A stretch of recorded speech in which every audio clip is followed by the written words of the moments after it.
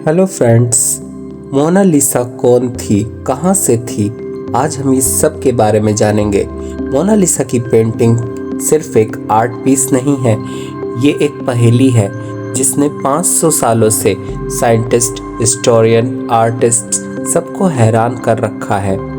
आखिर कौन थी मोनालिसा? उसकी मुस्कान में ऐसा क्या राज था जिससे आर्टिस्ट ने फिदा होकर ऐसी पिक्चर बनाई, और उस राज को आज तक कोई भी समझ नहीं पाया है।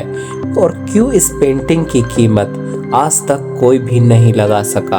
आज इस वीडियो में हम जानेंगे मोनालिसा की कहानी, आर्टिस्ट लियोनार्डो दा विंची का राज और कुछ शॉकिंग फैक्ट्स जो आपको झकझोर के रख देंगे।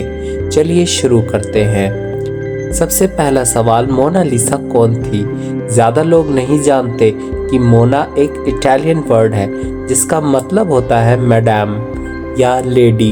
मोनालिसा का पूरा नाम लीसा गेरार्डिनी था, जो फ्लोरेंस की एक इटालियन महिला थी। उनके हस्बैंड का नाम था फ्रांसिस्को डेल जियोकोंडो, एक रिच सिल्क मर्चेंट। इसीलिए इस पेंटिंग को इटली में ला जियोकोंडा भी कहा जाता है। लियोनार्डो दा विंची, जिन्होंने ये पेंटिंग 1503 के आसपास बनानी शुरू की थी और लगभग 4 साल तक इस पर काम करते रहे। वो इस पेंटिंग में इतनी परफेक्शन चाहते थे कि उन्होंने यह काम अपने किसी भी क्लाइंट को नहीं दिया, बल्कि अपने हाथ से ही सारी पेंटिंग को पूरा किया।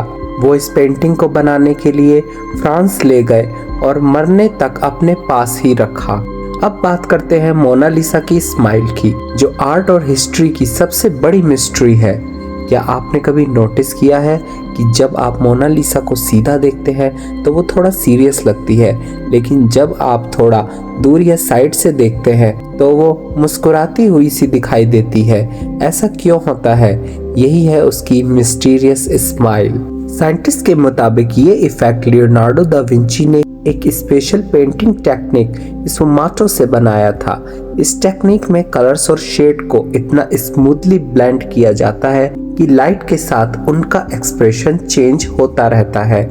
यानी कभी वो मुस्कुराती हैं, कभी थोड़ा उदास लगती हैं और कभी बिल्कुल न्यूट्रल हो जाती हैं। इसीलिए कहते हैं Mona Lisa smiles at you only when you do not look directly at her. जब साइंटिस्ट ने इंफ्रारेड और एक्सरे स्कैनिंग से पेंटिंग का स्टडी किया तो एक ऐसा राज उजागर हुआ जो अभी तक छुपा हुआ था।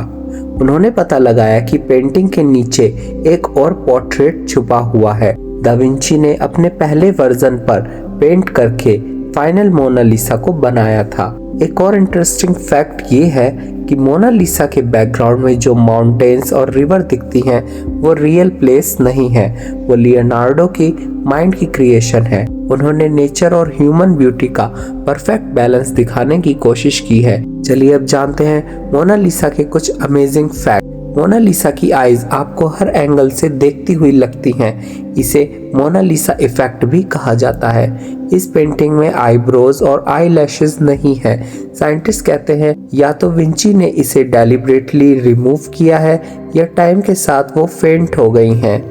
पेंटिंग का साइज 30 इंच बाय 20 इंच है, लेकिन इसके अंदर जितना डिटेल है वो आज भी अनबिलीवेबल है। पेंटिंग की इंश्योरेंस वैल्यू 1962 में 100 मिलियन US डॉलर थी।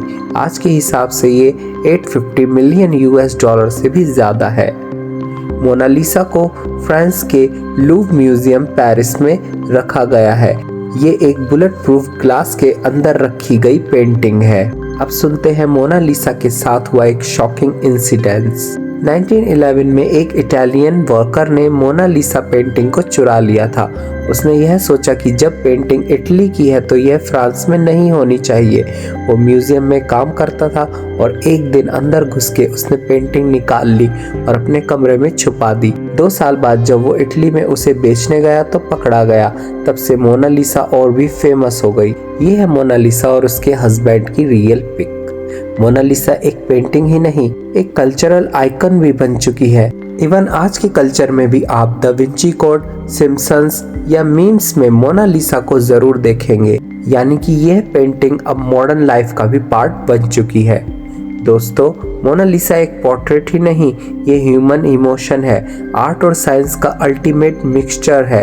लियोनार्डो दा विंची ने सिर्फ एक चेहरा ही नहीं बनाया बल्कि एक मिस्ट्री क्रिएट की है जो आज भी लोगों को अट्रैक्ट करती है और लोगों के दिल में जिंदा है। जब आप नेक्स्ट टाइम उसकी फ़ोटो देखो तो थोड़ा ध्यान से देखना, शायद आपको भी लगे कि मोनालिसा आपको मुस्कुरा के कुछ कह रही हैं। अगर आपको ये वीडियो पसंद आई है तो इसे लाइक शेयर करें, चैनल को सब्सक्राइब करें। कमेंट में ज़रूर बताइए आपको मोनालिसा की पेंटिंग देखकर कैसा लगता है। नेक्स्ट वीडियो कौन से टॉपिक पे बनाई जाए यह भी ज़रूर बताइएगा। Thanks for watching.